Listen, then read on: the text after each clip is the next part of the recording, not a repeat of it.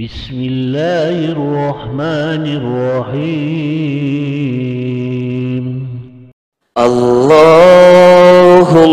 arhamna bil Qur'an waj'alhu lana imama wa nura wa hudaw wa rahmah.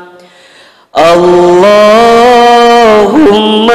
zakirna minhuma nasina wa alimna minhuma jahilna warzuqna tilawatahu ana al-laili wa atrafan nahar waj'alhu lana hujjatai ya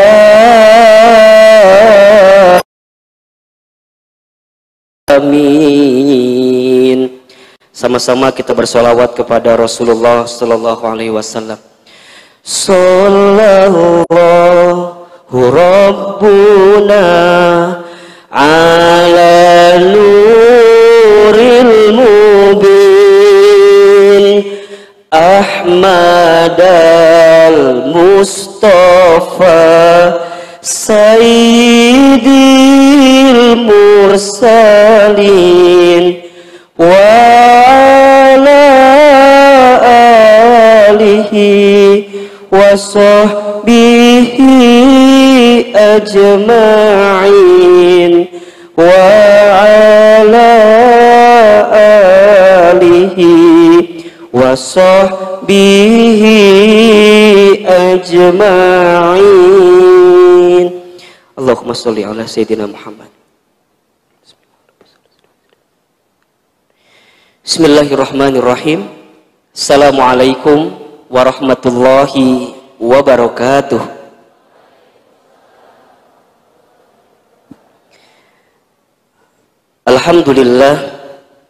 Alhamdulillahilladzi anzala as-sakinata fi qulubil mu'minin liyazdadu imanan ma'a imanihim. Asyhadu an la ilaha illallah wahdahu la syarikalah wa asyhadu anna Muhammadan abduhu wa rasuluh. Allahumma salli wa sallim ala rasulillahil karim sayyidina wa syafi'ina wa maulana Muhammadin sallallahu alaihi wasallam wa ala alihi wa ashabihi wa man tabi'ahum bi ihsanin ila yaumiddin. Amma ba'du. Teman-teman yang dirahmati oleh Allah Subhanahu wa taala, pertama kita panjatkan puji dan syukur kepada Allah Subhanahu wa taala yang pada kesempatan sore hari ini dari sekian banyak manusia yang beraktivitas dalam urusan dunia, kita masih diberikan kesehatan dan kesempatan oleh Allah untuk bisa hadir, melangkahkan kakinya, menautkan hatinya, menguatkan keinginannya untuk hadir dan berkumpul di Masjid Alumni IPB. Mudah-mudahan dari hati yang paling dalam, Ahilman memohon kepada Allah semoga setiap langkah teman-teman ke tempat ini menggugurkan dosa yang pernah kita lakukan. Dan Ahilman pun juga berharap kepada Allah semoga teman-teman sekalian yang barangkali sore hari ini sedang punya persoalan dalam hidupnya, sedang punya masalah dalam kesehariannya, barangkali hatinya belum ridho dan ikhlas melepaskan apa yang kemudian hilang dalam kehidupannya. Entah siapa yang pernah hilang gitu ya, yang pasti orang yang pernah hadir di hati kita, atau pekerjaan yang barangkali pernah datang di kehidupan kita, apapun itu, mudah-mudahan Allah memberikan kekuatan kepada kita semua insya Allah. Teman-teman sekalian, satu kali Nabi Shallallahu Alaihi Wasallam itu pernah merasakan kesedihan yang begitu dalam. Kenapa? Karena dua orang yang dicintai oleh beliau Allah ambil usianya. Siapa di antaranya? Yang pertama, beliau kehilangan pamannya yang bernama Abu Talib. Setelah itu kemudian beliau kehilangan istri pertamanya yang bernama Khadijah binti Khuwailid. Tahun itu disebut dengan Amul Huzni, tahun kesedihan. Saking sedihnya keadaan Nabi, saking benar-benar Nabi itu merasa terpukul dengan kehilangan dua orang ini. Ahilman, kenapa Nabi sangat terpukul dengan kehilangan dua orang ini? Karena ketahuilah oleh teman-teman sekalian, dua orang inilah dua orang yang paling punya peran yang sangat fundamental sekaligus strategis dalam dakwah Nabi Shallallahu Alaihi Wasallam. Pertama, misalnya Abu Talib itu pamannya Nabi yang mengurus Nabi setelah ibunya wafat, pembantu Halimatus Sa'diyah wafat, kakeknya Abdul Muthalib wafat, kemudian diasuh oleh pamannya Abu Talib. Banyak orang yang tidak tahu Abu Talib itu pamannya Nabi yang keadaan ekonominya paling miskin di antara banyak paman Nabi yang lainnya. Paman Nabi itu banyak. Abbas lebih kaya pamannya Nabi, Abu Sofyan kaya pamannya Nabi, bahkan Abu Lahab pun itu pamannya Nabi. Tapi yang ngurusnya, yang mengurusnya adalah Abu Talib yang keadaan ekonominya mungkin paling susah di antara paman-paman yang lainnya. Sekarang Ahilman tanya, kalau teman-teman ada di posisi Nabi, teman-teman ketika kecil diasuh, diurus oleh paman yang keadaan ekonominya miskin, pertanyaan saya, hidup kita nyaman atau tidak enak kira-kira? Nyaman atau kurang enak? Teman-teman sering kan lihat misalnya apa gitu ya, orang yang tinggal bersama pamannya yang keadaan ekonominya miskin atau susah, barangkali tidak seenak yang kita bayangkan. Kebayang, ada satu kisah, satu kali Abu Talib itu di atas meja itu banyak makanan. Apa kata Abu Talib? Ya abna'i, anak-anakku, ta'al, sini. Itu di atas meja ada makanan. Termasuk dipanggil Muhammad ketika itu. Ya Muhammad, sini. Ya ammi, itu di atas meja ada makanan. Apa yang terjadi? Allahu Akbar. Ketika anak-anaknya datang, anaknya Abu Talib, kemudian Nabi Muhammad datang ketika itu, Abu Talib kaget. Karena melihat Nabi Muhammad bukan mengambil makanan di atas meja itu, tapi melihat Nabi Muhammad malah duduk di pojokan. Duduk di pojokan. Sampai Abu Talib kemudian bertanya kepada Muhammad ketika itu. Apa pertanyaannya? Ya Muhammad, limada an ta'khuda ta'aman minal maktab? Kenapa engkau tidak ambil makanan di atas meja itu? Apa jawaban Nabi ketika itu? Ya ammi, wahai pamanku, seandainya aku inginkan makanan itu, maka aku akan makan setelah anak-anakmu selesai makan. Kalau makanannya masih ada sisa, aku akan ambil makanan itu. Tapi kalau tidak ada sisa, izinkan aku berpuasa hari ini. Dan itu kejadiannya bukan sekali, berkali-kali Nabi pernah merasakan hal itu. Belum lagi kisah-kisah yang lainnya. Jadi peran Abu Talib itu sangat luar biasa bagi pribadi Nabi. Begitupun perannya Khadijah, istri Nabi yang pertama. Khadijah itu sampai ada satu bab di kitab hadis Al-Bukhari itu tentang bab manakib, keutamaan-keutamaan Ahlul Bait, keluarga besarnya Nabi. Di antara babnya ada bab tentang Khadijah. Khadijah itu, Masya Allah teman-teman sekalian, istrinya Nabi yang sampai orangnya sudah wafat, tapi Nabi ketika tertidur ngigonya nyebutin nama Khadijah. Kebayang nggak kira-kira? Nabi pernah menikah yang kedua dengan Aisyah, dengan Ummuna Aisyah, dengan Sayyidatuna Aisyah. Ketika tidur Nabi ngigo, yang dipanggil nama Khadijah, Khadijah, Khadijah. Sekarang saya tanya sama teman-teman, antum punya suami, nama antum Ida misalnya, kemudian suami antum manggilnya Ai gitu, kira-kira cemburu atau tidak kira-kira? Kebayang bagaimana perasaannya? Kebayang kan? Sama nih, Nabi sedang tidur, ada Aisyah ketika itu, Nabi malah memanggil nama Khadijah, Khadijah, Khadijah. Sampai apa kata Aisyah? Wahai suamiku, tadi engkau tertidur. Aku mendengar kalau engkau ngigo, tapi menyebut nama Khadijah, Khadijah, Khadijah. Mohon maaf, ini bahasa kasarnya ya. Secantik apa perempuan tua itu? Kata Aisyah. Bukankah dia sudah meninggal? Dan sekarang engkau menemukan aku yang lebih cantik secara paras daripada Khadijah. Kira-kira itu bahasanya. Makanya wajar ya, namanya perempuan. Makanya sifat perempuan yang paling utama itu pencemburu. Jadi kalau antum perempuan tapi nggak punya sifat cemburu, dipertanyakan keperempuanannya. Karena yang namanya perempuan itu memang pencemburu, dan itu wajar. Makanya antum, ikhwan, kalau punya akhwat, kalau antum nanti menikah misalnya, dan dia begitu cemburu, itu wajar. Yang tidak boleh adalah berlebihan cemburunya. Kamu di mana? Lagi ngapain? Semalam berbuat apa? Nih, jadi datangnya ke orang pertanyaan. Jadi kalau dia perhatian, merasa cemburu nggak jadi masalah. Tapi kan ada yang berlebihan ya. Dia baru makan nih bareng di meja makan. Baru berapa menit, tiba-tiba ditanya, udah sampai mana? Garasi. Belum kemana-mana. Tapi saking ketakutan dan berlebihan cemburunya. Jadi kalau perempuan cemburu itu nggak jadi masalah. Makanya antum nih, akhwat, kalau nanti antum diizinkan oleh Allah dalam waktu dekat menikah, insya Allah. Kurang kenceng aminnya itu. Tapi emang masih lama kayaknya sih ya. Gitu. Kalau nanti diberikan kesempatan menikah dalam waktu dekat, kemudian punya suami, maka di antara sikap pertamanya antum sebagai perempuan bagaimana menjaga hati suami itu. Dan itu wajar-wajar saja. Sampai kata Nabi apa jawaban ketika itu? Ya Aisyah, wahai istriku,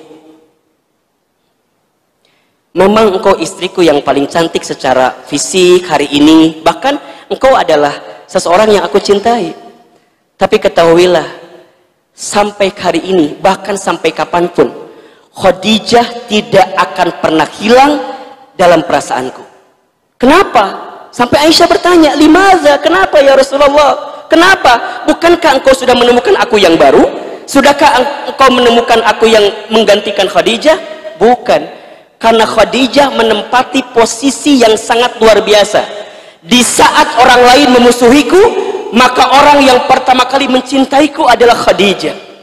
Di saat orang menjauhiku, orang yang mendekatiku adalah Khadijah. Di saat orang mengkhianatiku, maka orang yang pertama kali membelaku adalah Khadijah. Khadijah. Bahkan teman-teman ada satu kisah. Satu kali Nabi itu gini, satu kali Nabi itu duduk, kemudian Khadijah tiduran di atas pahanya Nabi, kepalanya. Kebayang? Gak usah dibayangin ya, karena agak susah memang ya. Takutnya halu kemana-mana gitu ya. Tapi kira-kira begini, Nabi sedang duduk, tiba-tiba Khadijah tiduran, kepalanya di atas pahanya Nabi. Tiba-tiba saat Khadijah sedang tiduran seperti itu, Nabi nangis. Ketika Nabi nangis, eta air mata nate nyurucut gitu, karena keningnya Khadijah gitu, menetes ke keningnya siapa? Khadijah. Apa yang terjadi? Khadijah kaget. Apa kata Khadijah? Suamiku. Nges kabayang telenovelanya kan, langsung kabayang gitu. Lain telenovela, ini emang percakapan yang ada gitu ya. Suamiku, kenapa engkau menangis? Apa jawaban Nabi ketika itu?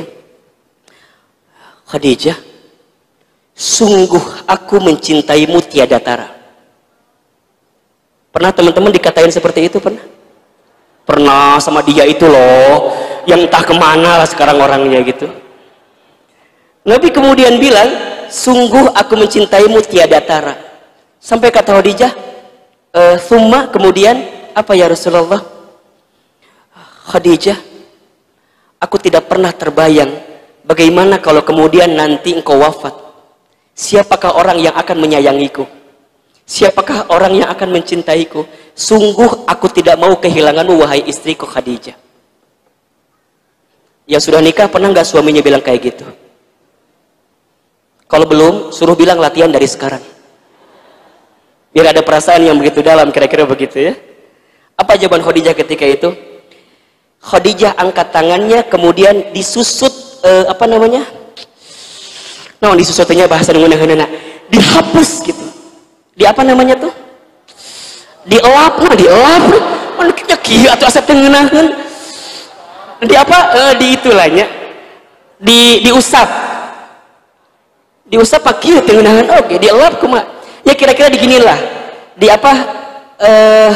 Kalau dalam bahasa hadisnya itu yadin tahta minal ain. Jadi tangan di atas tangan di bawah matanya, kira-kira begitu. Jadi kira-kira gini ya. Lain kieu lain. Bisa kebayang teh gitu ya. Jadi dihapus itu air matanya, dihapus air matanya. Allahu Akbar. Ketika dihapus, apa kata Khadijah? Suamiku, demi Allah, kalau seandainya aku wafat, kemudian aku meninggalkan hartaku habis untuk mendukung dakwahmu, maka tolong gali kuburanku, gunakan tulang belulang tubuhku untuk mendukung perjuangan dakwahmu ya Rasulullah sallallahu alaihi wasallam.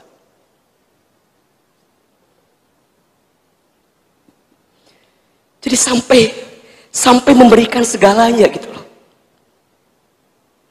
Kalau habis semua yang Khadijah tinggalkan, tolong gali kuburanku, jadikan tulang belulangku, jadikan tubuhku. Bahkan kalau engkau butuh jembatan untuk menyeberang ke jalan sana, dan engkau butuh tempat menuju ke sana, maka gunakan tulang belulang tubuhku untuk menyeberang dengan tubuhku itu, kata Khadijah alaihissalam. Makanya mohon maaf, sampai kapanpun Khadijah tidak akan pernah hilang dalam ingatan Nabi. Apa yang membuat Khadijah spesial? Karena Khadijah dalam kehidupannya bukan sibuk mempercantik fisiknya, tapi mempercantik hatinya. Maka tolong akhwat, antum sebagai akhwat, catat baik-baik. Jangan terlalu sibuk mempercantik fisikmu, karena kecantikan fisik hanya membuat laki-laki menatap. Tapi sibuklah mempercantik hatimu, karena kecantikan hati membuatmu dan membuat ikhwan menetap dalam kehidupan antum. Catat buat status itu. Ya. Jangan sibuk mempercantik fisik, karena kecantikan fisik hanya akan membuat laki-laki menatap. Tapi sibuklah mempercantik hati, karena kecantikan hati akan membuat laki-laki menetap. Sampai kemudian Nabi kehilangan dua orang ini. Amul Huzni. Apa yang terjadi? Ketika Nabi merasakan kesedihan yang sangat luar biasa, maka datanglah Jibril alaihissalam. Datanglah Jibril alaihissalam. Apa yang Jibril sampaikan? Masya Allah. Ketika Jibril tahu Nabi sedang kondisi yang sangat gelisah luar biasa, apa kata Jibril? Ternyata Jibril memberikan wasiat kepada Nabi Muhammad SAW ketika itu, yang membuat Nabi bisa bangkit. Antara wasiatnya ada 3. Kata Jibril yang pertama, ya Muhammad, wahai Muhammad, ish ma syi'ta fa innaka mayyitun. Hiduplah kamu sesuka kamu ingin hidup, tapi ingat, kamu akan berjumpa dengan yang namanya kematian. Ini wasiat pertama. Jadi kalau seandainya saat ini Abu Thalib wafat, Khadijah wafat, maka tidak lama kemudian engkau pun akan bertemu dengan bab itu. Teman-teman sekalian, tidak ada yang bisa menguatkan hati kita untuk semakin mendekat kepada Allah kecuali zikrul maut, ingat kematian. Kata Nabi SAW, tidak ada nasihat yang paling berharga seseorang yang beriman kepada sahabat yang beriman, kecuali ingat tentang kematian. Kalau ingat tentang kematian, berarti dia ingatkan untuk semakin ingat dengan Allah. Makanya kalau kata Ibnu Qayyim al-Jauziyah, seorang pakar tasawuf, pernah menyampaikan begini, kalau antum mencari guru untuk belajar membaca Al-Quran, maka engkau akan mendapatkan banyak guru. Kalau engkau mencari guru untuk belajar fikih, maka engkau akan mendapatkan guru yang banyak tentang fikih itu. Tapi kalau engkau mencari guru yang mengajarkan engkau untuk mendekat kepada Allah, untuk ingat kepada Allah, lisannya, ingatannya, gerak-geriknya, aktivitasnya membuat engkau ingat dengan Allah, maka engkau akan menemukan guru yang seperti itu. Kalau sudah menemukan seseorang yang senantiasa ngingetin kita sama Allah, terus ingetin kita sama Allah, tauhidnya makin kuat, pegang erat-erat, jaga baik-baik. Karena kalimat yang akan membuat engkau selamat bertemu dengan Allah hanyalah kalimat Allah, la ilaha illallah. Maka kata Jibril ketika itu, hiduplah kamu sesuka kamu ingin hidup, tapi ingat, kamu akan berjumpa dengan yang namanya kematian. Kita ini semua sedang menghitung hari untuk berjumpa dengan jadwal kematian kita masing-masing. Kita nggak pernah tahu tentang kematian ini. Ada 3 misteri tentang kematian, kan? 1, al-awqatul maut, waktu kematian kita. Tidak ada yang tahu. Muda, tua, tidak jadi patokan. Yang masih muda jangan enjoy, karena yang namanya mati tidak ngukur tua ataupun muda. Begitu banyak hari ini yang usianya masih muda tapi diambil usianya oleh Allah subhanahu wa ta'ala. Yang kedua, al-amkanul maut, tempat kematian kita. Tidak ada yang tahu di mana kita akan diwafatkan. Ada yang tahu di mana kita akan diwafatkan? Coba teman-teman yang ikhwan, antum mau nggak meninggal di masjid? Tolong jawab yang kencang. Mau meninggal di masjid? Jangan terkecoh, tanya dulu. Lagi ngapain di masjidnya?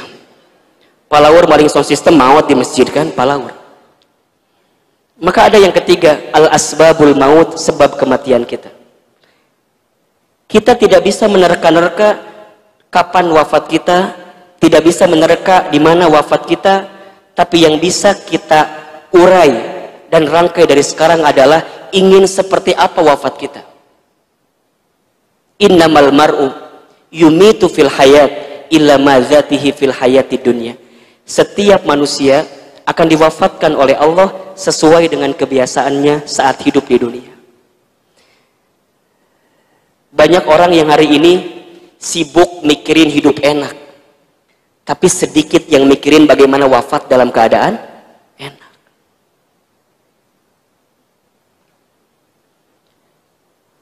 Apa yang membuat Ahilman ingin terus istiqomah dalam dakwah? 1, alasannya karena Ahilman tidak pernah tahu, barangkali inilah saat-saat terakhir kita menyampaikan kebaikan di hadapan teman-teman sekalian. Makanya orang kalau udah ingat mati, dia akan merasa dicas dalam tubuhnya untuk semakin mendekat taat kepada Allah. Teman-teman kalau lagi futur nih, kalau lagi di bawah, lagi nggak semangat, udah ingat kematian aja. Nasihat yang paling berharga. Maka kata Jibril kepada Muhammad ketika itu, Ishma syi'ta fa innaka mayyitun. Hiduplah kamu sesuka kamu ingin hidup, tapi ingat, kamu akan berjumpa dengan yang namanya kematian. Teman-teman kalau mau berbuat maksiat, biar nggak jadi, ingat mati. Pasti nggak jadi. Lupa, maksiat lagi. Ingat lagi, nggak maksiat. Maksiat lagi, lupa lagi. Udah gitu aja. Teman-teman, akhwat, kalau ada yang nge-DM nggak jelas, langsung aja.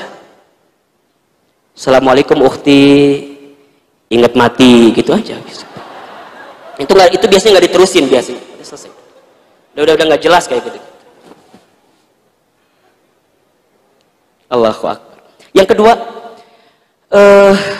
wasiatnya kata Jibril begini, wa ahbib man syi'ta fa innaka mufarrikuh. Ya Muhammad, cintailah siapapun orang yang ingin kamu cintai, silahkan, tapi ingat, kamu akan berpisah dengan orang yang kamu cintai itu. Bisa jadi kamu yang berpisah dengan orang yang kamu cintai, atau orang yang kamu cintai memisahkan duluan dengan diri kamu. Ahilman punya orang tua. Orang tua Ahilman sudah wafat. Ayah wafat saat saya usia kelas 6 SD menjelang kelas 1 SMP. Ibunda wafat ketika saya menjelang masuk kuliah kelas 3 SMA, kira-kira begitu.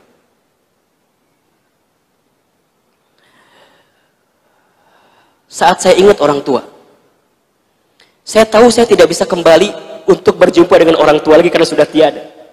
Gak bisa. Tapi apa yang saya lakukan? Yang saya bisa lakukan hanyalah berdoa kepada Allah agar kelak anak ini bisa berjumpa dan berkumpul bersama orang tuanya di surga. Itu aja. Ahilman tahu percis bagaimana saya waktu kecil. Mungkin saat orang tua saya masih ada, saya belum sempat merangkai senyuman di wajah ibunda saya. Mungkin saat saya masih kecil, saya belum sempat merangkai kebahagiaan bagi ayahanda saya. Karena orang tua saya punya anak 9. Saya anak yang paling bungsu. Mungkin anak yang paling banyak nyusahin bagi orang tuanya. Dan capek ngurus. Karena ketika saya lahir, usia orang tua saya itu udah sangat terlampau tua, barangkali begitu. Maka apa yang terjadi hari ini saat Ahilman diberikan kesempatan untuk belajar agama dan kemudian bisa menyampaikan kebaikan, maka Ahilman hanya minta kepada Allah, ya Rob, jadikan setiap kebaikan yang saya sampaikan menjadi pahala yang mengalir bagi orang tua saya yang sudah wafat. Itu yang saya minta. Maka teman-teman mohon maaf ya, yang masih punya orang tuanya, nanti pulang ke rumah, pegang tangannya, cium tangannya, peluk tubuhnya, cium keningnya, demi Allah. Teman-teman akan kehilangan kesempatan untuk bisa mencintainya saat teman-teman sudah kehilangan usianya, bahkan sudah tidak lagi bersama dengan dirinya. Makanya, kalau Ahilman pernah berpisah dengan orang tua Ahilman, kita itu hanya beda take off-nya saja. Kalau tujuannya sama surga, pasti ketemu lagi. Bahasa gampangnya kira-kira beginilah. Mungkin orang tua Ahilman take off-nya pagi tadi. Ahilman akan nanti take off jam 9 malam. Kalau tujuannya sama-sama surga, ketemu atau tidak? Pasti ketemu. Maka teman-teman sekalian, rangkailah dari sekarang. Kalaupun kita tahu, kita akan bertemu dengan bab perpisahan dengan orang yang kita cintai, maka percayalah, kalau tujuannya sama yaitu surga, kita akan tetap dipertemukan dengan orang yang kita cintai. Itulah juga penguatan yang Jibril lakukan kepada Muhammad ketika itu. Ya Muhammad, ahbib man syi'ta fa innaka mufarriku. Cintai, silakan engkau cintai, tapi engkau akan berpisah. Dan saat engkau berpisah, gak usah takut, gak usah bersedih berkepanjangan, karena engkau hanya beda waktu saja untuk take off bersama orang yang kamu cintai. Makanya teman-teman kalau ada yang sudah menikah, walaupun kebanyakan di sini belum kayaknya gitu ya. Kalau ada yang sudah menikah, berjanjilah bersama pasangannya untuk sehidup sesurga. Ahilman dengan Teh Lina, suami istri di dunia, tapi mohon maaf, belum tentu kita berjodoh sampai di surga, belum tentu. Belum tentu. Makanya kalau teman-teman pernah menemukan ayat seseorang yang baik kan akan ketemu dengan yang baik. Pernah ketemu ayat itu? Seseorang yang buruk akan ketemu dengan yang buruk. Mohon maaf, itu konteksnya tidak serta-merta dalam urusan dunia. Tapi yang paling kekal, engkau akan berjumpa bersama dengan yang baik itu nanti di mana? Di surga. Dan banyak kisahnya. Banyak kisahnya. Ada seorang suami yang suaminya soleh. Kalau istrinya tidak soleh, maka mohon maaf, istrinya tidak akan pernah bersama dengan suaminya di surga. Kisah siapa? Nabi Nuh alaihissalam. Satu kali Nabi Nuh pernah bertanya kepada Allah, ya Rabb, ya Allah, mana istriku, mana anakku? Apa jawaban Allah ketika itu? Ya Nuh, laisa min ahlik, mereka bukan keluargamu, jangan pernah menyebutkan nama mereka. Padahal di dunia mereka bersama. Tapi kenapa tidak disebut keluarga? Karena saat bersama di dunia tidak meniti jalan untuk mendekat taat kepada Allah Subhanahu wa taala. Ada lagi yang lain. Siapa? Asiyah dengan Fir'aun. Asiyahnya solehah, Fir'aunnya tidak soleh. Apa yang terjadi? Mereka dipisahkan di surga. Bahkan Asiyah ketika dizolimi oleh Fir'aun hanya minta kepada Allah, najini baitan fil jannah. Ya Allah, tolong ganti rasa sakit hatiku dengan rumah di surga, kata Asiyah ketika itu. diganti dengan surga. Tapi ada yang suaminya salah, istrinya juga salah. Keluarga siapa? Abu Lahab. Abu Lahab itu teman-teman, neraka itu belum diciptakan, tapi tempat yang sudah menempati kapling pertamanya siapa? Abu Lahab. Kebayang nggak? Ada satu surat Al-Lahab kan, hafal ayatnya barangkali. Tabbat yada abi lahabi wa tab ma aghna anhu maluhu wa ma kasab sayasla naran dzatal lahab. Lihat, wa imra'atuhu hammalatal hatab fi jidha hablum mim masad. Ada tempat neraka, tangannya sudah menyentuh neraka. Karena akibat siapa? Wa imra'atuhu, istrinya membawa kayu bakar yang membakar tubuhnya siapa? Abu Lahab. Tapi ada yang keluarga, suami istri, mereka bersama di dunia bahkan sampai ke surga. Ada keluarga Ibrahim, mungkin teman-teman tahu kisahnya ya. Kemarin Ustaz Muhajir ceritakan bagaimana ketauhidan dan keikhlasan Nabi Ibrahim bersama keluarganya. Nabi Muhammad, ya, Allahu Akbar. Kita kan berharap seperti itu, Ustaz. Kita pengen ngumpul bareng-bareng dengan siapapun yang kita cintai. Makanya pernah Ahilman tulis di quotes Ahilman Fauzi kalau tidak salah, saya bilang seperti ini. Dalam urusan jodoh terutama ya. Jodoh itu sudah tercatat, tak mungkin tersesat. Kalau engkau tidak disatukan di dunia, percayalah, tulang rusuk tidak akan pernah berpisah dengan pemiliknya. Kalau tidak di dunia, maka engkau akan disatukan di surga. Jadi gimana, kalau dia udah nikah sama yang lain, kumaha kudu minta maut suamina kumaha itu? Bukan. Maksudnya, kalau teman-teman pernah mengalami satu skenario di mana seseorang yang kita inginkan tidak menjadi milik kita, kita tidak pantas berkata-kata buruk tentangnya. Tugas kita adalah mendoakan tentang kebaikannya. Nah, inilah perkaranya yang barangkali sedang viral hari ini. Ku lepas dengan ikhlas. Ikhlas itu bukan berarti diam pasrah.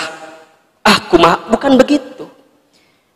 Makanya nanti ada dua istilah, ada ikhlas, ada ridho. Pernah dengar ini ya? Ada ikhlas, ada ridho. Bukan rizki ridho, bukan ya. Ini ada ikhlas, ada ridho. Bukan mentang-mentang itunya rizki jadi rizki ridho, lain. Jadi ada ikhlas, ada ridho. Apa bedanya, Ahilman? Bedanya simpel. Ridho itu menerima sesuatu yang Allah gariskan, takdirkan dalam kehidupan kita dengan keyakinan terbaik, itu namanya ridho. Tapi kalau ikhlas, itu artinya memberi dan mempersembahkan sesuatu yang terbaik di mata Allah, karena Allah dan untuk Allah. Jadi beda konteksnya. Kalau ridho itu menerima, kalau ikhlas itu apa? Memberi. Berarti Ahilman tanya, ridho dulu atau ikhlas dulu? Oke, ini pertanyaannya dalam nih. Ridho dulu, ikhlas dulu? Itu liur atau kumaha ieu teh? Oke, teman-teman, dapat sesuatu yang tidak kita inginkan. Misalnya seseorang yang kita cintai lepas, hilang gitu ya. Kita dapat musibah. Ridho dulu atau ikhlas dulu? Oke. Ridho tadi apa artinya ridho? Menerima. Ikhlas? Memberi. Oke. Jadi ridho dulu atau ikhlas dulu? Kumaha sih ya teh? Asa teu nyambung kira-kira. Teman-teman dapat sesuatu yang tidak kita inginkan. Tugas kita pertama kali apa? Jangan pakai ridho sama ikhlas, jangan itu dulu deh. Tugas kita apa pertama kali? Nerima. Setelah itu apa? Memberikan yang terbaik dari apa yang kita terima itu. Untuk siapa? Untuk Allah. Allah dulu, Allah lagi Allah. Kan ada ayatnya di surat Al-Baqarah 155 sampai 157 itu kan? Lihat kalimatnya. Walanabluwannakum bisyai'im minal khaufi wal ju'i wa naqsim minal amwali wal anfusi wath thamarati wa basyiris sabirin alladzina idza asabathum musibah qalu inna lillahi wa inna ilaihi. Lihat kalimatnya. Kalau teman-teman dikasih musibah, tugasnya adalah inna lillahi, sesungguhnya ini milik Allah. Berarti apa? Terima dulu. Baru yang kedua, wa inna ilaihi rajiun, dan kita kembalikan lagi kepada Allah. Sesimpel. Jadi kalau teman-teman ditinggal nikah, halo, jelas kira-kira? Saya ulangi ya, teman-teman ditinggal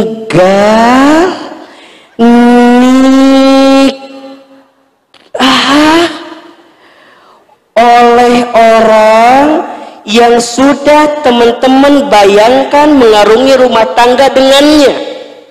Dia sudah mengukir banyak hati di hati kita, sudah ngirim martabak berapa loyang di malam-malam kita, sudah sering ngajak ngebaso sama kita, sudah pernah ngirim mukena untuk sholat kita, sudah pernah ngirim Quran yang diambil dari Masjid Alumni IPB untuk kita, dan kita hafal betul itu Qurannya, dan tidak ada hujan, tidak ada gelombang, kita dapat kabar seseorang itu yang sudah kita ekspektasikan menjadi pasangan kita pergi meninggalkan kita. Sakit atau tidak? Di mana sakitnya? Di dia. Kepikiran kok kita teh ya. Tiba-tiba hilang. Teman-teman tidak punya daya upaya. Kadang banyak persoalannya. Mungkin orang tua kita nggak setuju, mungkin. Sehingga dia nggak sabar, dia menemukan calon lain yang kemudian dia menikah dengan yang lain.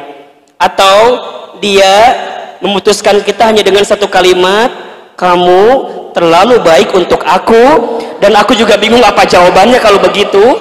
Selesai. Atau barangkali karena ada satu masalah, teman-teman di WA sudah centang biru 2 kali tapi nggak balas-balas, kemudian dia marah berkepanjangan sampai melempar handphone padahal can lunas, liur pabaliut, dan kemudian dia kesel sama kita dan pergi meninggalkan kita. Banyak kisahnya. Terus apa yang kita harus lakukan, Ahilman? Kita nggak bisa mengulang sesuatu yang pernah terjadi. Kita hanya bisa melangkah kepada waktu yang akan datang. So please, terima. Sudah. Ketika dia ngirim undangan nikah, ya sudah. Teman-teman kan nggak mungkin ngerobekin undangannya. Nah, jadi kieu salah iya. Liur guys. Udah. Dia ngundang, terima. Ya udah baca, syukur-syukur baca, udah baca. Sama siapa nikahnya, ya sudah. Di mana alamatnya? Kalau teman-teman punya nyali, punya keberanian, datang. Datang, we. Bawa kado, bawa. Kalau punya duit, itu mantong, we. Datang. Kan harus, ya terus gimana? Lantas kalau dia nikah, kita mau diam di kamar, di pojok. Emang kalau kita diam di kamar, di pojok nangis, dia nggak jadi nikah gitu? Tetap dia menikah gitu. Justru teman-teman tunjukkan ketegarannya. Seseorang yang tegar saat dia pernah merasa terjatuh, maka dia akan mendapatkan kekuatan dari terjatuh itu. Justru teman-teman tuh harus butuh disakiti gitu, butuh dizolimi, butuh dikhianati, butuh mendapatkan sesuatu yang terluka, karena rasa sembuh saat kita sudah terluka itu akan menjadi kekuatan yang paling kekal dalam kehidupan kita. Percaya. Semua orang hebat, semua orang tangguh, semua orang kuat, mereka pernah merasakan sesuatu yang paling dalam kehidupannya. Teman-teman jangan lihat Ahilman sekarang. Ahilman pernah terjatuh sejatuh-jatuhnya. Ceramah Ahilman, Allahu Akbar. Saya mulai ceramah itu dari kecil karena sering ikut Pildacil waktu itu. Teman-teman pernah tahu mungkin dulu di La TV ada Pildacil. Nah, ini salah satu alumninya nih. Alumni Pildacil. Di pesantren ada MTQ, Ahilman ambil Sarhil Quran, lomba ceramah, ikutan juga. Ikutan. Satu kali Ahilman pernah ceramah di 2011 kalau di Bogor barangkali. Langsung ceramah dikasih masjid yang paling besar. Setelah itu apa yang terjadi? Ada salah satu pengurusnya kemudian bilang, emang nggak ada penceramah lain apa? Ini kan masjid besar, masa masjid besar yang ceramahnya anak kecil tadi? Saya pernah datang ke satu undangan ceramah, tiba-tiba di jalan hujan karena pakai motor. Nyampe tempat nges bubar, oh jelema. Gak ada. Saya pernah diundang ceramah satu kali, ternyata kata yang panitianya, Ustadz mohon maaf nggak jadi ceramah karena sudah ada penceramah yang lain. Ngeri Ahilman, ngeri, bahkan haredang ketika itu. Nah terus kumaha? Ya udah, Ahilman tuh baru tahu hikmah dibalik apapun itu bukan dulu tapi hari ini gitu loh. Makanya teman-teman nih yang pernah ditinggalkan oleh siapapun dan merasakan sakit, percayalah Allah sedang merangkai mengurai orang yang baik yang akan menggantikan orang itu. Kalau nggak hari ini besok, kalau nggak besok lusa, kalau nggak lusa minimal tahun ini, kalau nggak tahun ini mungkin tahun depan, kalau nggak tahun depan mungkin 5 tahun lagi. Kalau tidak di dunia pasti di surganya Allah Subhanahu Wa Taala. Maka lihat ayat selanjutnya kan. Setelah teman-teman ridho dan ikhlas, lihat ayat selanjutnya. Ulaika alaihim sholawatu mir rabbihim wa rahmah wa ulaika humul muhtadun. Lo lihat kalimatnya. Maka kalau orang sudah ridho, sudah ikhlas, maka lihat kata Allah, ulaika alaihim sholawatu mir rabbihim wa rahmah. Orang tersebut akan aku berikan kasih sayang. Demi Allah, jangan pernah mengharapkan kasih sayang dari manusia. Manusia itu hatinya, ucapannya, perkataannya mudah berubah. Tapi mintalah sandaran sayang terbaik kepada Allah Subhanahu Wa Taala. Karena nama pertama kali Allah dalam Asmaul Husna apa namanya? Ar-Rahman, Ar-Rahim. Maka kalau teman-teman pernah terluka dan merasa sakit sesakit-sakitnya hati ini, itu adalah kesempatan engkau untuk menengadahkan telapak tangan, bersujud dan katakan, Ya Allah ya Rahman ya Rahim, Ya Allah ya Rahman ya Rahim. Mungkin dia menyakitiku, tapi engkau tidak akan pernah menyakitiku. Mungkin dia meninggalkanku, tapi engkau tidak akan pernah meninggalkanku. Mungkin dia nikah dengan yang lain, ya Allah. Mungkin aku tidak bisa menggagalkan pernikahannya. Hendak tidak lihat aku kumaha. Aku tidak bisa ya Allah menggagalkan pernikahannya. Aku pernah ingin menjadi bagian dari cateringnya, aku diracuni nih eta makanan teh. Tapi aku tidak bisa ya Allah kalau begitu. Terus gimana? Ya sudah, teman-teman saatnya minta sama Allah, ya Allah ya Rahman, ya Allah ya Rahman, ya Allah ya Rahman. Makanya kan ada doa ya yang diajarkan oleh Nabi kalau kita kehilangan. Mungkin doanya ada juga di Instagram Ahilman tuh. Kalau kehilangan doa itu, doa kehilangan, tahu kan ya? Allahumma ajurni fi musibati wa khlufli khairan minha. Sok catat atuh. Allahumma, ayo sama-sama. Allahumma ajurni fi musibati wa khlufli khairan minha. Artinya sama-sama ya. Ya Allah, berikan pahala kepadaku, berikan kebaikan kepadaku atas musibah yang menimpaku. Ya Allah, gantilah sesuatu, seseorang yang pernah hilang dalam hidupku dengan yang lebih baik dalam pandanganmu. Dah, simple. Baca itu, insya Allah besok datang. Sah Ustadz, sahawe. Hati. Sampai yang ketiga, ini wasiat Jibrilnya apa? Wa'mal masyita fa innaka mazyun bih. Berbuatlah kamu sesuka kamu ingin berbuat, tapi ingat kamu akan diminta pertanggungjawaban. Yang ketiga, berbuatlah kamu sesuka kamu ingin berbuat, tapi ingat kamu akan diminta pertanggungjawaban. Setelah itu, kemudian Jibril mau pergi, Nabi kemudian bertanya, apa yang bisa mengangkat kemuliaanku dalam hidup agar aku bisa bertahan dengan keadaan ini? Kata Jibril alaihissalam waktu itu, Sallu bil lail wan nasu niyamun. Perbanyaklah sholat di waktu malam di saat orang lain sedang banyak tertidur. Ternyata teman-teman sekalian, kalau kita pernah merasakan sakit-sakitnya, pernah terluka, pengen ngadu sama Allah, pengen curhat sama Allah, maka carilah kesempatan di waktu malam, sepertiga malam. Di saat orang sedang tertidur. Minta sama Allah. Kan ada istilah di sepertiga malam ya. Lagunya siapa itu teh kemarin teh? Meni apa? Kan ada istilah apa? Ditikung di sepertiga malam katanya ya. Ya memang dahsyat sekali. Salat malam itu dahsyat sekali teman-teman sekalian. Dahsyat sekali. Maka bismillah ya, mulai hari ini ku lepas dengan apa? Bukan apa dulu yang pertama? Ridho dan ikhlas. Jadi kita terima dulu, baru kita perbaiki apa yang bisa kita perbaiki. Mudah-mudahan ini bisa menguatkan teman-teman semua dan bisa meneguhkan ketauhidan kita di hadapan Allah Subhanahu wa taala. Silakan Ahilman sangat terbuka, jika ada yang mau bertanya saya kembalikan kepada Ujang Ahmad Sidik, AUJ. Teman-teman sudah kenal belum dengan beliau? Coba berdiri dulu. Ini namanya AUJ. Follow Instagramnya apa aja? Udah dijual. @sidik_ua ya. Betul. @sidik_ua. Insya Allah masih sendiri insya Allah. Ahilman doakan dalam waktu dekat. Amin ya Allah ya Rabbal Alamin.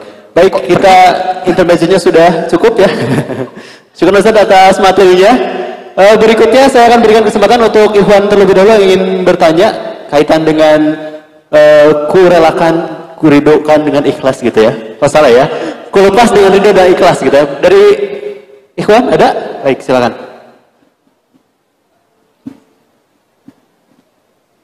Assalamualaikum warahmatullahi wabarakatuh. Izin bertanya, Ustaz Iman. Jadi kan kemarin kakak saya itu ikutan tes SBMPTN. Nah, sayangnya belum keterima, belum jodohnya gitu kan. Nah, gimana sih cara ngasih taunya biar apa namanya kakak saya itu lagi kan berhubung temanya lagi pas juga nih. Gimana sih biar kakak saya itu ridho dan atas yang dikasih sama dia tuh gimana sih? Terima kasih. Wassalamualaikum warahmatullahi wabarakatuh.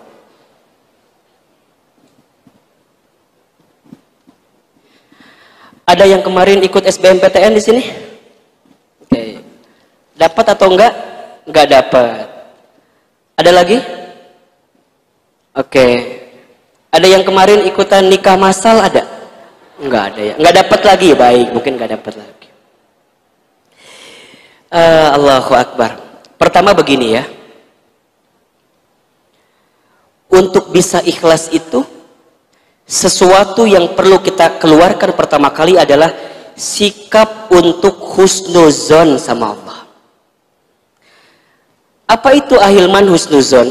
Husnuzon itu berprasangka baik. Tapi bukan hanya berprasangka baik kalau menurut Ahilman. Husnuzon itu bisa lebih besar dari itu semua. Memang semua berangkat dari sini dulu. Ininya harus nerima dulu. Katakan sama Allah bahwa tidak mungkin Allah menakdirkan sesuatu kepada kita kecuali Allah tahu yang terbaik bagi kita. Maka mohon maaf, sesuatu yang baik menurut kita belum tentu baik menurut Allah. Tapi sesuatu yang baik menurut Allah pasti baik untuk kita. Surat Al-Baqarah 216. Engkau menyangka sesuatu itu baik padahal di mata Allah buruk.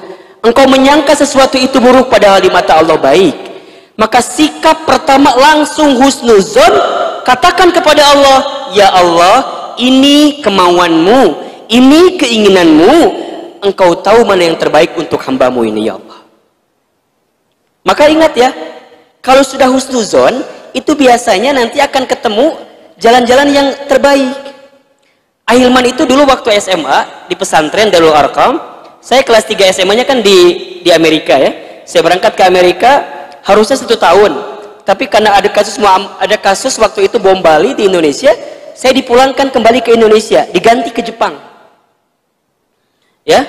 Jadi harusnya setahun di Amerika, jadi 6 bulan di Amerika, 6 bulan di Jepang. Setelah itu Ahilman pulang ke Indonesia. Setelah pulang ke Indonesia dapat beasiswa berangkat ke Tripoli University Libya Timur Tengah. Karena dulu kakak kita berangkat ke sana, Ustaz Adi Hidayat. Jadi Adi itu dengan Ahilman satu pesantren beda angkatan. Beda 4 tahun angkatannya. Jadi 4 tahun kalau tidak salah. Jadi biasanya lulusan terbaik dari pesantren itu dibawa ke Libya. Qadarullah izin Allah waktu itu Ustaz Adi angkatan lulusan terbaik angkatannya, Ahilman lulusan terbaik angkatan Ahilman waktu itu. Kemudian kita berangkatlah ke Libya. Tapi ketika sampai di situ, Allahu Akbar, ada terjadi kasus Muammar Gaddafi waktu itu. Libyanya rusuh. Pulanglah ke Indonesia kembali. Awalnya sebelum berangkat ke sana, Ahilman tuh kuliahnya pengen di Bogor, di IPB. Kenapa? Karena Teh Lina ke IPB waktu itu. Ini jujur-jujuran aja. Ahilman itu sama Teh Lina love-nya dari dulu banget. Makanya Ahilman tuh termasuk orang yang setia pisan gitu ya. Nggak bisa berganti dengan cinta yang lain gitu ya. Saya nggak pernah kebayang kalau Teh Lina nggak ada gitu. Ya mungkin nikah lagi lah mungkin ya, itu ya. Ya nggak usah bayangkan macam-macam gitu. Jadi nah, karena Teh Lina keterima PMDK ke IPB, Ahilman juga ikut ke IPB gitu. Tapi apa yang terjadi? Teh Lina dapat beasiswa ke Jogja. Jadi orang ke Bogor menena ke Jogja. Udah, Ahilman nggak bisa ngapa-ngapain, ikutanlah tes ke Libya itu. Tapi ya qadarullah, sampai di sana pun juga nggak jadi kuliah di sana. Pulanglah ke Indonesia. Di Indonesia bingung karena anak yatim piatu, kuliahnya bagaimana? Sampailah diambil oleh Muhammadiyah karena waktu itu beasiswanya dari Muhammadiyah. Nah, dikenalkanlah dengan orang tokoh yang dulu waktu dia berangkat pun ke Jordan dari Muhammadiyah beasiswanya. Orang itu namanya, mungkin teman-teman tahu ya, ayahanda Dr. Muhammad Syafi'i Antonio yang punya tazkiyah itu. Pakar ekonomi syariah di Indonesia. Diambillah oleh beliau menjadi anak angkatnya beliau. Disekolahkanlah di kampus tazkiyah namanya. Ahilman nggak pernah kebayang.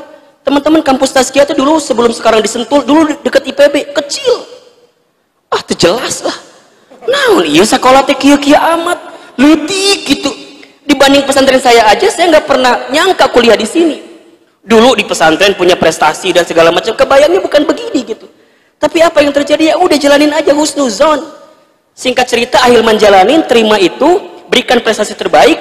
Akhirnya lulus 3,5 tahun, 4 tahun. Kebetulan izin Allah waktu itu jadi wisudawan terbaik.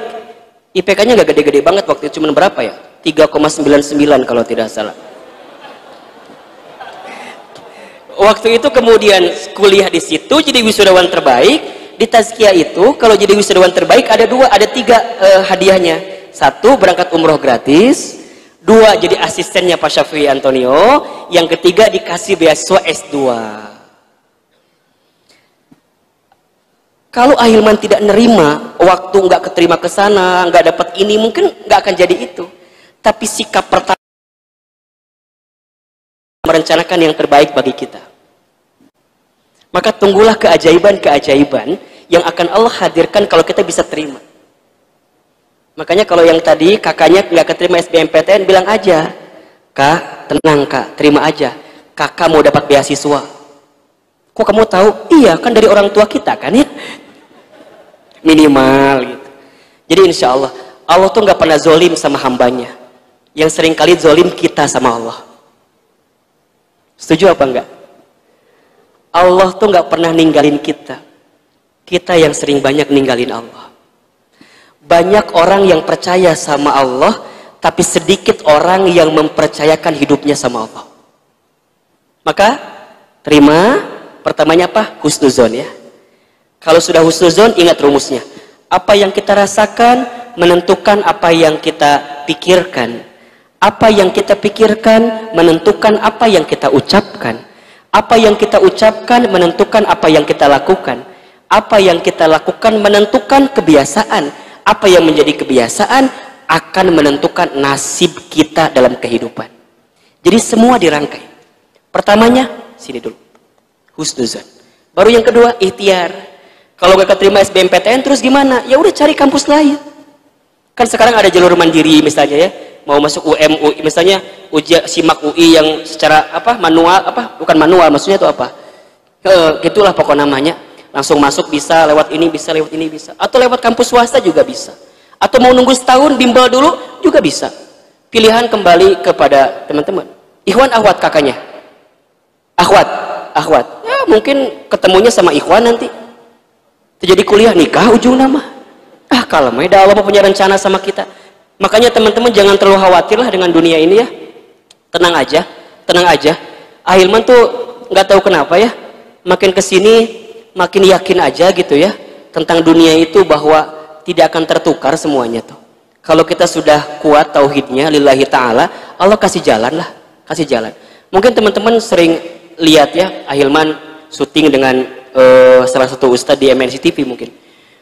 Ahilman dapat pelajaran tuh, dapat banget ya, terutama tentang lillahi ta'ala. Ternyata teman-teman begini ya, kita itu baca Quran, ngaji, apapun itu niatnya harus karena Allah.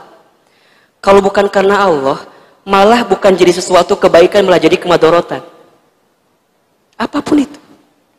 Makanya selalu bersihin hati terus, ya bersihin hati terus. Dan gak usah takut dengan hal-hal yang sifatnya, mohon maaf ya, kita percaya bahwa ada makhluk lain selain kita, yaitu jin. Tapi gak usah terlalu khawatir dengan itu semua. Ya. Karena ingat, orang yang dekat dengan Allah, percaya dengan Allah, Allah berikan jalan. Allah berikan jalan. Lillahi apa? Ta'ala. Itulah ikhlas yang terbaik. Ya mudah-mudahan itu bisa menjawab pertanyaannya. Salam buat kakaknya ya. Hadir nggak hari ini? Suruh hadir lah. Suruh hadir, nanti ada Afikri yang bisa menguatkan insya Allah. Ada Ahilman juga yang bisa menguatkan. Insya Allah. Ayo Fadol yang lain silakan. Baik, berikutnya dari akhwatnya ada yang ingin bertanya? Ada? Oh, ada di luar ya. Teteh mungkin karena sulit boleh dicatat aja atau mau masuk memungkinkan tidak kalau masuk?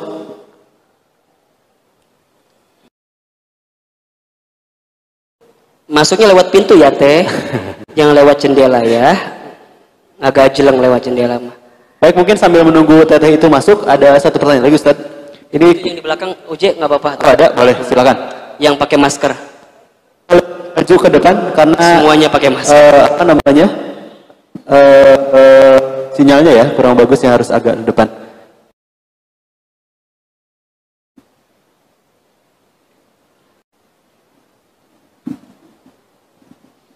Assalamualaikum warahmatullahi wabarakatuh, Ustaz.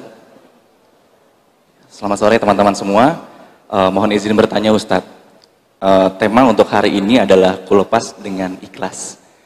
Di sini yang ingin ditanyakan, apabila kita sudah dekat dengan kerabat, mungkin sahabat, atau mungkin orang terdekat dalam artian sudah dekat sekali.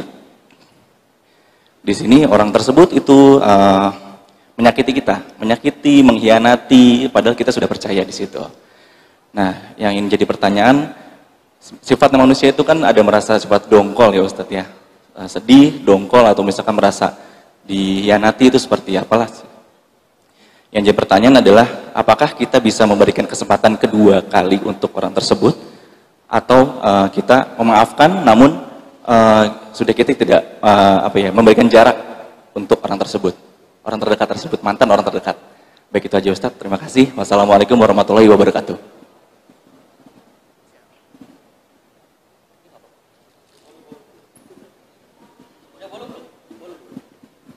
Sudah. Ada, tapi tinggal untuk akhwat di atas ada 2 orang. Apa tadi pertanyaannya? Iya. Ini pertanyaannya berat sekali. Ahilman, bagaimana cara kita bisa menerima seseorang yang pernah mengkhianati kita? Sudah kita maafkan, untuk yang kedua kalinya membuat kesalahan yang sama, kira-kira begitulah. Kudu kumahakeun kieu kira-kira ya. Udah kita maafin, tapi dia malah melakukan.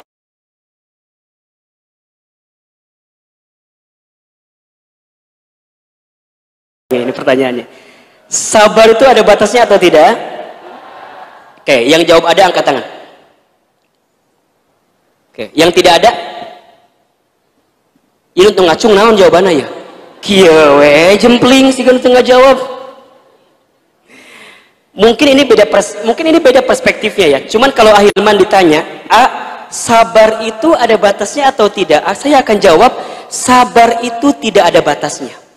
Yang membatasi sabar itu bukan kesabarannya, tapi kitanya. Karena sabar itu memang sesuatu yang Allah anugerahkan kepada setiap manusia. Makanya di antara nama Asmaul Husnanya Allah kan ada As-Sabar ya. Allah yang maha sabar gitu. Termasuk sabar apa? Dan itulah yang dianugerahkan kepada hambanya. Makanya kalau Ahilman ditanya, Ahilman gimana kalau ada orang yang berulang kali menyakiti kita, Maka jawabannya tetap sama, maafkan kesalahannya. Kesalahannya. Mungkin kita sudah mempertaruhkan perasaan kita, sakit.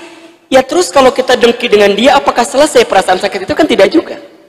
Lebih baik kita maafkan, biarkan menjadi urusan Allah dengan dirinya atas kesalahan yang sudah dia perbuat. Tapi ingat, ada maafkan, ada lupakan. Sesuatu yang mungkin mudah dimaafkan, mungkin susah untuk dilupakan. Betul apa enggak? Halo, betul tidak? Mungkin kita bisa memaafkannya, tapi kita tidak akan mudah melupakannya. Dan itu wajar. Itu wajar. Karena kalau ada kesalahan, bukan semata-mata untuk dilupakan. Kadang kita butuh memori masa lalu untuk menjadi pelajaran cerminan tentang kejadian itu. Nabi misalnya, bukankah Nabi ketika berangkat ke Taif pernah dilukai kan? Dilempari dengan batu, ya, sampai pelipisnya berdarah dan segala macam. Apakah sampai sekarang kita lupa dengan kejadian itu? Kan tidak. Kita umatnya ingat apa enggak kira-kira? Ingat, tapi jadi pelajaran, bahkan menjadi sirah, jadi sejarah yang bisa menguatkan kita. So please, buat teman-teman semua di sini, jangan pernah membenci masa lalu, karena bagaimanapun dia pernah hadir dalam kehidupan kita, bahkan pernah mendoakan kita dan mendukung kehidupan kita. Jangan pernah membenci masa lalu, karena bagaimanapun dia pernah mendukung kita, mendoakan kita, bahkan pernah hadir dalam kehidupan kita. Tugas kita ke depan, maafkan kesalahannya, maafkan kesalahannya, maafkan kesalahannya. Sampai kapan Hilman? Sampai kita benar-benar habis usia untuk bisa memaafkannya. Dan percayalah, tidak ada yang bisa menyempurnakan hati kita kecuali rasa maaf kepada orang lain. Kalau teman-teman mau mendengki, capek. Maka oleh karena itu, setiap orang punya salah lah. Dan kalaupun kita punya salah, kita maunya dimaafkannya. Begitupun sama, kalau dia punya salah sama kita, ya maafkan kesalahannya. Apalagi untuk orang yang kita cintai. Karena cinta itu bukan meminta, tapi memberi. Cinta itu bukan mendengki, tapi memaafkan. Semakin besar rasa cintamu terhadap seseorang, maka semakin luas lapang perasaan maaf yang kau berikan kepadanya. Dengan satu kata alasan, aku mencintainya. Makanya kalau teman-teman berumah tangga, sekali istri punya salah, talak, bubar kawin itu jadi. Maaf. Suami ngeselin, jangan kemudian aku mau menyesal nikah sama kamu teh. Mendingan aku dulu sama si Udin nikah teh. Kamu mau menikah gini bla bla bla bla bla. Udah, maaf. Makanya ini rumus ya. Ini rumus buat yang sudah menikah. Ada 2 kalimat yang harus teman-teman rutinkan di rumah tangga. Pertama, terima kasih. Yang kedua, mohon maaf. Ahilman itu di meja makan ada tulisan. Di meja makan kalau buka mejanya ada tulisan, sudah bilang terima kasih atau belum? Nanti makan malam ada lagi di mejanya, sudah bilang minta maaf atau belum? Makanya nanti tanya Telina, Ahilman setiap hari bilang terima kasih berapa kali gitu? Banyak. Plus minta maaf pun sering. Minta maaf belum jadi suami yang baik, minta maaf belum bisa menjadi suami yang teladan, minta maaf sering kali ninggalin, minta maaf belum bisa memberikan yang terbaik. Termasuk terima kasih. Terima kasih. Kalau istri kita masak, misalnya masak sayur asem, nggak enak, apa kalimat yang keluar? Bisa masak tuh sih mana teh? Kiawa itu bisa. Teu enak kayak gitu. Teu enak, udah mas sayur asamna teu enak, ditambah ngomongnya teu enak. Teu enakeun. Coba minum. Contoh ini kopi, contoh. Haus. Kopi. Ternyata kurang gula. Teman-teman jangan bilang gini. Hari mana bisa nyen kopi itu sih? Ngus kawin 10 tahun teu bisa bedain gula jeung uyah ku aing geus bedakeun uyah. Wah, panjang liur. Cukup diminum, langsung katakan, "Bun, makasih ya." Enak ya? Enak bisa. Nah, kalau mau lebih agak arif gini ngomongnya. Enak gak ayah? Enak banget. Bener. Tapi bunda, ayah teh udah lama kangen tidak pernah minum kopi berdua sama bunda. Gitu. Terus kumaha ayah? Bunda mau nggak minum kopi sama ayah di cangkir yang sama? Kalau suaminya baik, istrinya baik pasti akan mau. Atau mau ayah? Di mana mana? Tadi ayah bibirnya diletakkan di gelas sebelah mana? Gitu. Terus juga orang, Bunda mau nggak minum kopi? Mungkin corona. Terjadi. Terjadi mesra. Jadi ya di rumah tangga ini di awal ya, makanya Ahilman kalau khutbah nikah itu biasanya itu yang Ahilman selalu bilang gitu ya, jangan marah, jangan mudah marah. Mungkin Firman Tehana waktu Ahilman khutbah nikah juga perasaan itu yang Ahilman sampaikan, sejengkel-jengkel apapun jangan marah. Auji juga waktu belum nikah waktu itu ya, kan pernah latihan kita gladi resik waktu itu ya, Ahilman khutbah nikah. Beberapa orang yang mungkin Ahilman pernah khutbah nikahnya itu jangan mudah marah sama istri, sama pasangan. Kan jelas hadisnya, la taghdab walakal jannah. Eta teh hadis dari TK geus hafal. Anak Ahilman aja si Yasmin itu hafal bener. Ayah, la taghdab walakal jannah. Hafal. Asup kamar, la taghdab. Jadi itu teh hadis yang simpel, sederhana, tapi kita jarang lakukan. Betul apa enggak? Jangan marah untukmu apa? Surga. Udah. Jangan marah teman-teman. Makanya kalau dia mengkhianati kita, menyakiti kita, kalau masih ada rasa maaf, maafkan. Tapi kalau udah jengkel, maknya sih atuh mau tetap dengan orang yang sama, ganti we dengan yang lain. Jangan nih, dunia ini terlalu luas untuk berpatokan pada satu orang itu. Akhwat antum, air mata antum jadi tidak bermanfaat untuk menangisi orang yang pernah menyakiti hati kita. Tinggalkan liur gitu mah. Dia banyak ikhwan teman hijrah, banyak, tinggal pilih. Antum juga ikhwan di sini akhwat banyak, tinggal pilih. Pertanyaannya dia mau nggak sama antum? Kan itu aja sih. Sesimpel lah ya teman-teman. Siapkan infak terbaik sebelum kita doa muhasabah sama-sama. Infak kita akan menyelamatkan diri kita, mengangkat derajat kehidupan kita, dan mengabulkan doa-doa kita semua. Ya, berikan infak terbaik. Ini Ahilman ajarin nih. Sebelum berinfak, di hati itu kudu ngegerantas dulu, bilang hajatnya apa gitu. Ya Allah, saya pengen ini, pengen dapat. Sama-sama kita sholawat. Teman-teman ofisial dibantu agar jamaah bisa berinfak yang terbaik.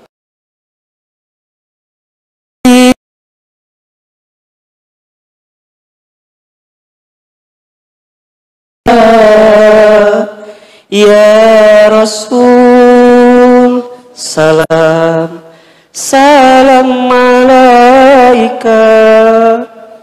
Ya Habib, salam alaika. Salawatullah alaika. Ya Nabi, salam alaika. Ya Rasul, salam alaika. Ya Habib, salam alaika. Salawatullah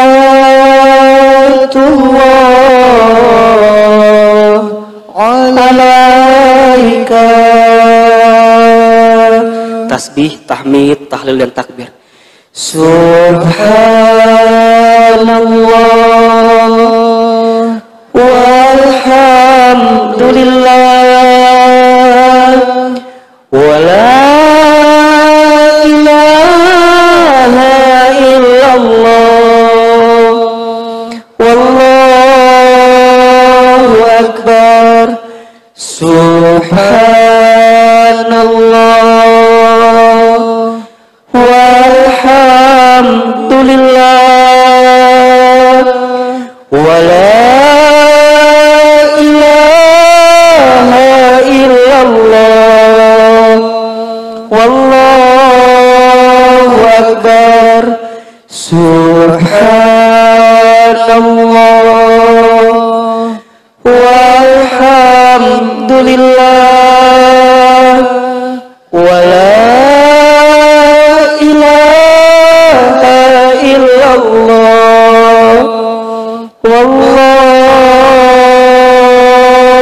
Allahu Akbar. Mudah-mudahan yang berinfak semua dibalas oleh Allah Subhanahu wa taala dengan balasan terbaik, dengan pahala terbaik. Ala hadhihi niyah wa ala kulli niyatin sholihah. Al-Fatihah. Auzubillahi minasyaitonir rajim. Bismillahirrahmanirrahim. Alhamdulillahirabbil alamin. Arrahmanirrahim. Iyyaka na'budu wa iyyaka nasta'in. Ihdinas siratal mustaqim. Siratal ladzina an'amta 'alaihim ghairil maghdubi 'alaihim waladdallin. Istighfar 3 kali. Astaghfirullahal-azim. Astaghfirullahal-azim. Astaghfirullahal-azim. Angkat kedua telapak tangan kita. Tundukkan kepala kita. Tutup kedua mata kita. Hadirkan Allah di hati kita. Ucapkan pelan-pelan. Allah. Allah. Allah. Sama-sama kita beristighfar. Bayangkan semua kesalahan kita. Bayangkan semua dosa-dosa kita. Bayangkan semua maksiat-maksiat kita.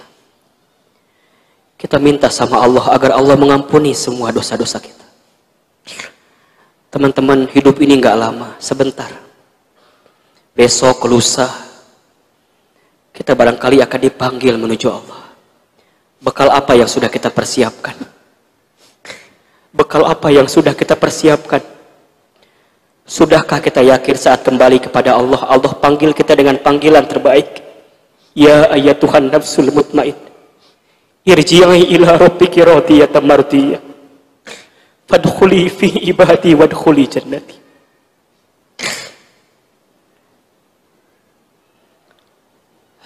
Astaghfirullah Rabbal baraya, astaghfirullah minal khotoya. Sabar-sabar. Astaghfirullah. Bayangkan dosa-dosa kita. Ingat saat kita berbuat dosa. Astaghfirullah minal khotoya. Angkat kedua tangan. Minta sama Rabbal baraya, astaghfirullah minal khotoya. Aminkan dalam hati masing-masing. Auzubillahi minasyaitonirrajim. Bismillahirrahmanirrahim. Alhamdulillahi rabbil alamin. Allahumma salli ala sayyidina Muhammadin wa ala alihi wa ashabihi ajma'in. Ya Allah ya Rabb. Ya Allah ya Rahman ya Rahim. Engkau yang maha pengasih lagi maha penyayang. Ya Allah ya Basir ya Sami. Engkau yang maha melihat, maha mendengar setiap keluh kesah kami. Ya Allah ya Syahid, Engkau yang maha menyaksikan setiap isi hati kami. Ya Allah ya Mujib, Engkau yang maha menjawab, maha mengabulkan setiap doa permintaan kami. Ya Allah ya Rabb, sore ini kami semua menengadahkan kedua telapak tangan. Seraya kami menutup kedua mata kami ya Rabb, di masjid ini, di tempat yang mulia ini. Setelah kami taklim sore ini ya Rabb, kami mohon ampun kepadamu ya Allah. Siapapun di antara kami yang pernah berbuat dosa, siapapun di antara kami yang masih sering berbuat dosa, siapapun di antara kami yang tidak pernah terhitung berapa banyak maksiatnya, siapapun di antara kami ya Allah yang kotor hatinya, siapapun di antara kami ya Allah yang jahat kelakuannya, siapapun di antara kami ya Allah yang buruk masa lalunya, siapapun di antara kami yang hina dina kelakuannya. Ya Allah ya Ghafar, ya Allah ya Ghafur, kami mohon di sore hari ini kepadamu ya Allah, ampuni semua dosa yang pernah kami lakukan ya Allah. Ighfir lana dhunubana ya Ghaffar. Ampuni ya Allah semua dosa-dosa kami ya Allah, dari mulai dosa yang kecil sampai dosa yang besar, dosa yang kami sembunyikan rapat-rapat sampai dosa yang kami buat terang-terangan, dosa yang kami sengaja sampai dosa yang tidak kami sengaja. Allah, Engkau mencatat betul rapi dosa-dosa kami. Mungkin kami pintar menyembunyikan di hadapan manusia, tapi di hadapanmu tidak ada setitik dosa pun kecuali Engkau catat ya Rabb. Dosa mata dari pernah melihat yang haram, dosa lisan pernah berbohong, ingkar janji, hianat, menghina, merendahkan, menggibah.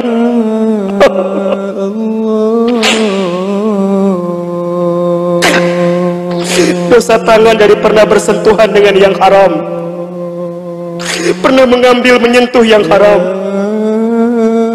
Dosa perut dari mungkin pernah makan minum harta yang haram. Bahkan dosa kaki dari pernah melangkah ke tempat maksiat. Allah, ternyata dosa kami banyak ya Rabb, tapi kami masih sombong, masih angkuh, masih merasa suci,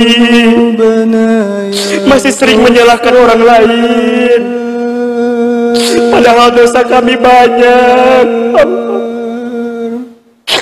Ighfir lana dhunubana ya Ghaffar.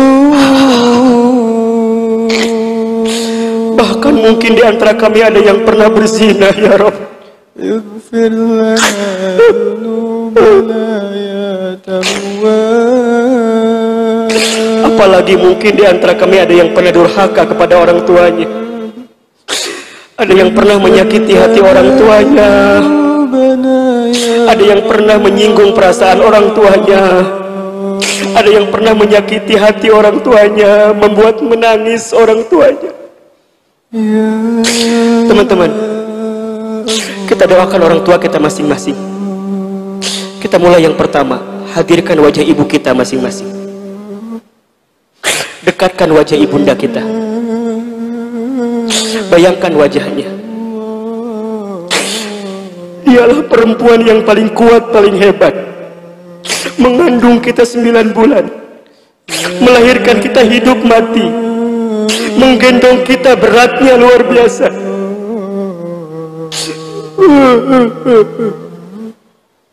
Panggil ibu, mama.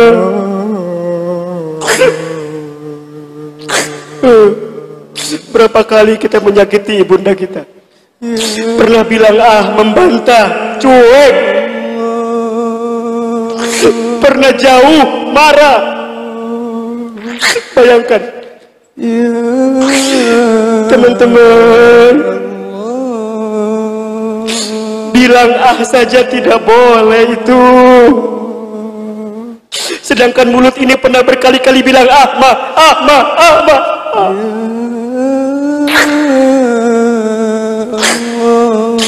Ya Allah, kami mohon untuk ibunda kami ya Allah. Seandainya ibu kami masih hidup ya Allah, panjangkan usia ibunda kami ya Allah. Sehat afiatkan ibunda kami ya Allah. Bahagiakan ibunda kami di hari-hari tuanya ya Rabb. Izinkan tangan ini menggenggam tangan ibunda umroh haji Allah.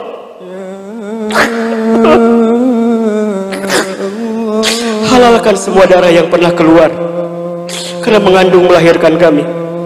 Halalkan air susu yang pernah kami minum saat kami bayi.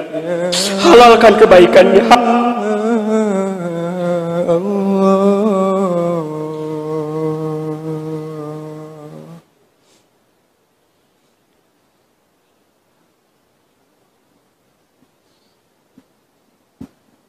Kami mohon kepadamu ya Allah untuk ayahanda kami.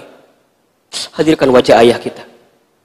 Laki-laki yang paling hebat, paling tangguh, banting tulang mencari nafkah untuk kita. Kami mohon kepadamu ya Allah, sehatkan ayahanda kami ya Allah. Jangan wafatkan ayah kami sebelum kami membahagiakan ayahanda kami ini ya Allah. Allah, seandainya orang tua kami sudah wafat ya Allah, kami mohon ya Allah, titip salam rindu kami kepada orang tua kami ya Allah. Allahu Akbar. Ya Allah, kumpulkan kami bersama orang tua kami nanti di surgamu ya Allah. Teman-teman, silahkan berdoa hari ini sesuai dengan hajatnya, keinginannya, harapannya, masalahnya. Ayo belajar ya, berdoa masing-masing. Berbisik sama Allah, bilang apa hajat kita, apa yang menjadi persoalan kita. Ya Allah, bihamdik.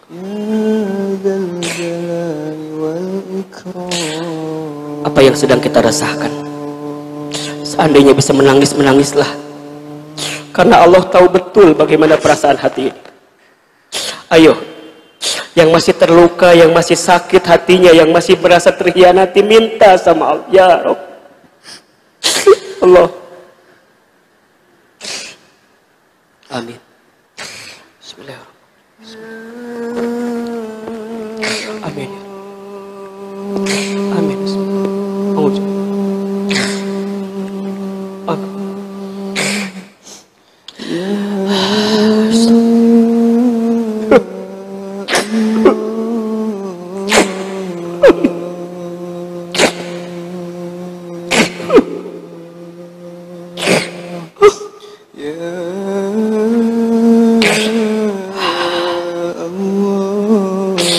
Ya Allah, hamba yakin sebanyak apapun dosa hamba, ampunanmu lebih luas ya Allah. Serumit, sesulit apapun masalah hamba hari ini ya Allah, Engkau pasti punya jalan keluarnya ya Allah ya Rabb. Teman-teman angkat kedua telapak tangannya, aminkan dalam hatinya masing-masing. Allahumma inna nas'aluka salamatan fid din wa afiatan fil jasad wa ziyadatan fil ilmi wa barakatan fil rizqi rahmatan indal maut wa maghfiratan ba'dal maut. Allahumma hawwin alaina fi sakaratil maut wan najata minan nari wal afwa indal hisab. Allahumma ajurni fi musibati wa akhlif li khairan minha. Allahumma ajurni fi musibati wa akhlif li khairan minha. Allahumma ajurni fi musibati wa akhlif li khairan minha. Ya Allah ya Rabb, tanamkan sikap ridho terhadap takdirmu dalam hati kami ya Allah. Tanamkan sikap ridho, sikap nerima ya Allah, dengan apapun yang datang dalam kehidupan kami. Kemudian tanamkan keikhlasan dalam hati kami ya Allah, untuk meniti jalan ini lebih baik ke depannya ya Rabb. Allah, jangan keluarkan kami hari ini di masjid ini kecuali Engkau ampuni dosa-dosa kami.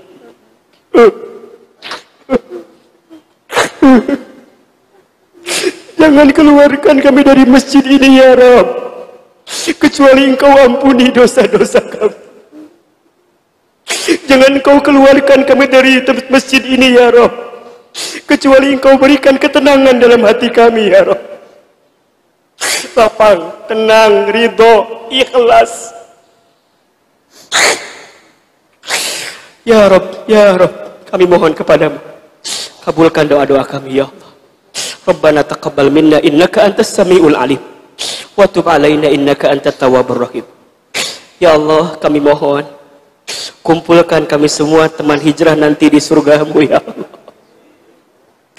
Jangan pisahkan persahabatan kami ya Allah. Kami bersama di dunia ya Allah, kelak kami semua bertetangga di surga ya Rabb. Maka siapapun di antara kami ya Rabb yang Kau izinkan masuk surga ya Rabb, kami mohon kepadamu ya Allah, izinkan kami memanggil nama-nama sahabat teman hijrah kami ini ya Rabb. Rabbana hablana min azwajina wa dzurriyyatina qurrata a'yun waj'alna lil muttaqina imama. Hasbunallah wa ni'mal wakil. Ni'mal maula wa ni'man nasir.